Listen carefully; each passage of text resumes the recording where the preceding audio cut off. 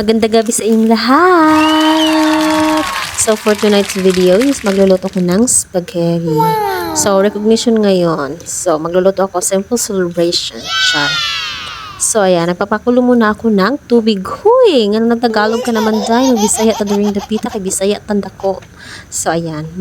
Magpainit sa kong tubig para sa akong noodles. Pagkainit ako nang gibutang akong noodles. Okay lang na. Sawa pa nakahibaw, no? Kung magluto mong spaghetti, ang tubig nga inyo dapat na ay mantika ug asin. Nganong butang ang mantika para dili impat ang noodles ngadto sa kawali.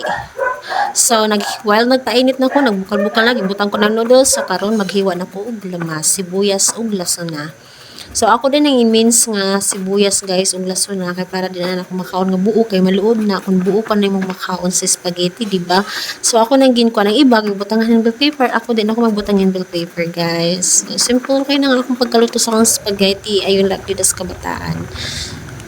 So, balik ta diri sa akong gipakuluan nga noodles. Pag inanaga ng itsura, guys, hapit na gina siya maluto. So, para ma-sure good na, so ako nang ginkuan kung humok na ba. So, humok na siya.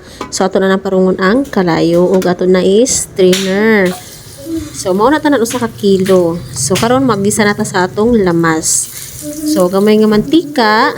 Ato day na ibutang diha ang atong bawang ug sibuyas. So, imikos-mekos lapan to. Kung mag-golden brown na ang lamas, so ginbutan ko na ang giniling nga defrost pastilan. Defrost pag nasa gibutangan ko na gamay nga tubig para ma-defrost na siya din ha. So, mao na ng kalabasan. Okay ko na para maluto. Pagkatapos ginbutan ko ang hotdog. So, ato nang luto ng hotdog together with the giniling. Sana all together. So, ato sa naluto ng giniling ug ang hotdog.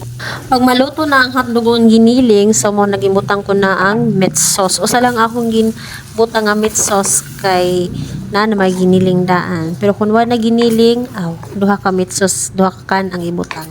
So, sa pagluto di ay ana guys, no? So, dapat hinay lang yun ang kayo. Kaya para di siya ma-overcook. Kung ma-overcook man gud siya, mapait siya. May aftertaste nga mapait. So, aking butangan po na ko siya og half nga 4 cubes kay dagdag panlasa lang po na siya. Og cheese para cheesy. Char, cheesy. So, ako sa nagiino kay ukhay pagkataod-taod gibutang ko na ang spaghetti sauce. So, sweet na siya nga sauce. So, di na kailangan butangan og sugar.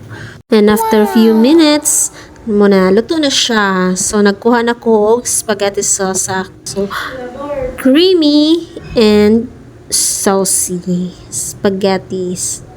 So, muna nakasimple magluto og spaghetti, guys. And, muna na ang akong spaghetti with cheese on top.